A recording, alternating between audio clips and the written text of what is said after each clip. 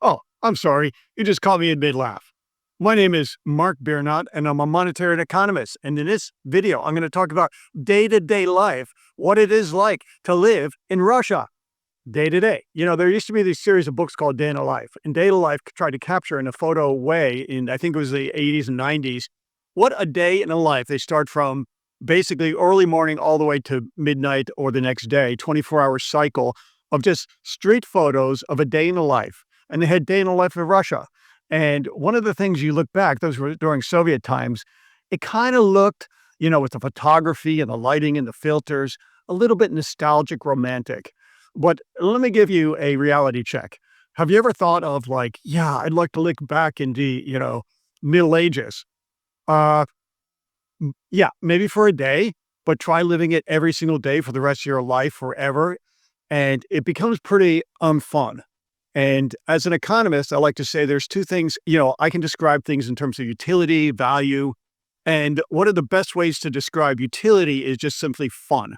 Utils are what basically economic agents, that's economic, microeconomic jargon for people, derive from a particular happiness or utility, as coming from John Steele and the utilitarian foundations in the 19th century of economics.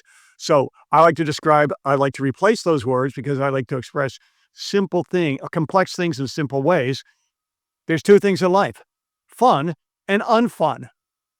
Living in Russia, unfun. I'm going to look at the budget on a day-to-day basis, what it looks like. And I've mentioned this before, but this time I'm going to break down some numbers. I get my data, probably the only source available, realistically, definitely not YouTube or Instagram or anything that anybody says, is Numbeo data, because you've got over 25,000 at least user input there in that one particular country, probably actually more, now up to like 50,000 in a particular time frame. So that's, for me as a data scientist, that's pretty good data. So let's take a look at some of this data. And I made a little spreadsheet here. I've been tracking it over the last year, 2 years, and I haven't been actually posting it, and I should, but I don't, quite frankly, I've explained, I don't have the time. I know everybody likes visuals. I guess I'm not visual, okay? But here it is. If you have a budget, if your income is $570, that's according to the, data coming out, it's $570 for the average person. I like to see the mode more than the average, but 570 is the average. Okay, and that's a pretty good, John, Ivan, the average guy there. 570. Your rent, let's say you're renting outside the city center, nothing to write home about. Like I mentioned, the flats there are just horrible. They don't have views. They probably still has asbestos and lead in them. And, half the time the water doesn't work. You're washing a lot of times in the sink. But let's just say you've got this great flat outside the city. It will cost you $337.71. Your utilities are $93.33. Phone and internet, only $13.34. And I would say that's pretty cheap. And, living in Poland, I'd say internet and phone services are a fraction of what they are in the United States. But somebody's got to, first you got to buy the phone, okay? You got to buy the phone, and that's pretty expensive. And you got to buy a computer, and that's pretty expensive unless you're running these old, graphic cards that are irritating, laggy and everything. So that's expensive. I'm not even including it. This is just like daily budgets. I'm not talking about like, consumer goods that are considered durable consumer goods, buying fridges and, I'm upgrading, President's Day sale, all these things. This is just monthly expenses. So we've got $337 rent, 93 utilities, 13 for internet, food, $266.67. That's expensive. And again, that's not eating like I do. Any day of the week, I'm thinking, do I want sushi? Do I want Thai noodles? Have a little bit of eating out and eating pretty good quality things, Norwegian salmon. Basically, I live organic food, etc. But, you can buy potatoes and a basic life for $266. Food is expensive in Russia. Transportation, $26.67. That's getting a pass. That's okay. That's a monthly pass. We're going to talk about that later. Personal items, you've got to get razors and, shampoo and soap and clothing. that all is 67, 66, 67, right? I'm going to get, listen, bear with me, guys, because I'm getting down to the subtotal soon. Entertainment and subscriptions. I mean, who doesn't have a few subscriptions going? That's $40. VPN, 10. Okay, you got to get a VPN in Russia or else you're just watching state news every day. And I don't know, I would jump if I was doing that. Healthcare insurance, 67. It's surprising because you say, oh, healthcare is free in Russia. This great. No, it's not free. I was in Russia. I was in the healthcare, seeing these hospitals. They I can't even tell you, they slit my finger to extract blood. It was the most horrible thing, experience. You got to pay privately in Russia. Okay. They have some basic coverage, like to get with these x-rays, heavy duty x-rays and silver or lead fillings in your teeth. You got to pay extra. And, I'm saying, I put it in here, it made a reasonable estimate based on a lot of parameters, $67. Dental checkup, basic care, $6, but really it's more than that because if you want root canals, if you want real dental work, you could pay $500 in Russia, and that's your whole month's salary. Okay, and that's honest. Uh, and again, this medical, I pay in Poland, I pay Zeus, I pay taxes, I pay, I probably pay double taxation, but whatever. I pay Zeus here. That's the medical insurance, but I never use it. I just go privately. Like I said, Poland's a rich country. It's really sophisticated. The public medicine is, I think, pretty good, but I definitely still go privately. So, medications, let's say 40, loan repayment. Yeah, people have loans there. Putting it at 100, but I think it's jacked a little high. Car expenses, if applicable, is 1 to 200, depending.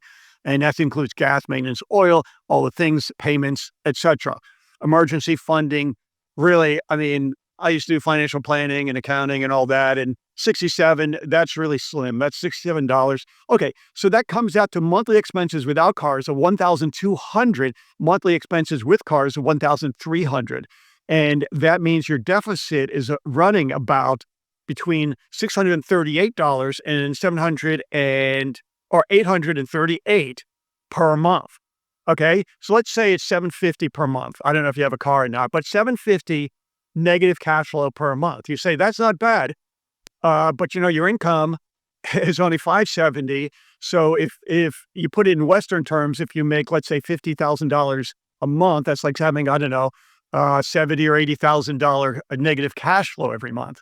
Okay, so that just doesn't fly. Here are the numbers. This is it. Numbers don't lie in accounting. I mean, I like being an accountant because it wasn't like dealing with people's lives and everything. Some days were good days. Some days were bad, just based on numbers. These are the numbers. They're bad numbers. Okay. How can you argue with the numbers of you create your own budget, what you think is right, and compare it to in a spreadsheet, make your own budget for the Russians and see if it adds up to mine. But right now I'm showing that a monthly income of 570 and a monthly deficit of something like say 770, that is huge. Every single month you're accruing debt, and the interest rates, unless you haven't checked, unless you're living under a rock, interest rates are sky high. They're not 21% in Russia. They're higher for consumer loans. It's like all these payday loans or whatever you got. They don't really have great developed consumer loan market like we have in the States. Even in the States, they jack it. So it's a no-win situation for the Russian consumer. It's not this nostalgic day in a life. I mean, think about it. Anything good come from Russia? Ukraine, you have Grammarly. Okay, Estonia have Bolt, right? I mean, didn't they also invent something like Skype or something or codes? I mean, Denmark, you have Lego. Poland, you have Reserve. IKEA in Sweden. All these great meatballs. Nokia. Every single small, tiny country, I think of like tons of like trademark things. I mean, Volvo, all these things, trademark. But can you name one thing that comes out of Russia? It's like I said, nothing.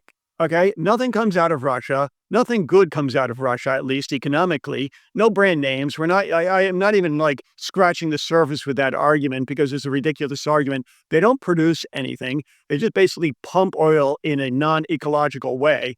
And so the reward is that their average basic day in a life consumer is heavily in debt and negative cash flow. That is unfun. Now, there's this thing called Russianism.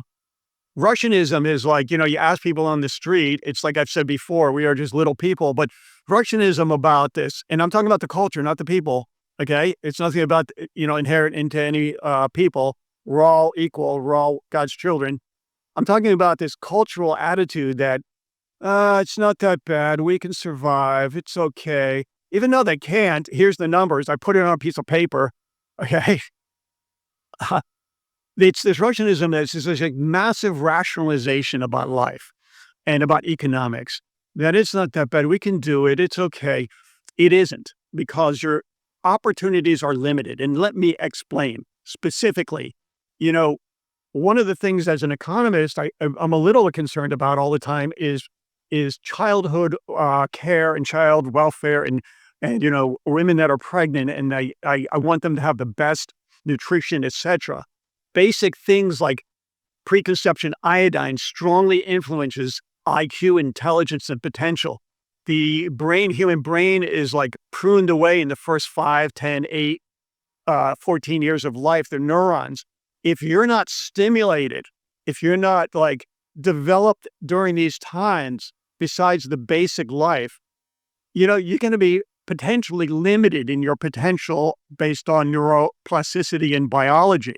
That's just an unfortunate fact. So even though they can just get by and, what about the next generation? What are you thinking? I mean, these Russians are going to be like next generation, just going to be jumping up and down and, just exploring the world and doing great things.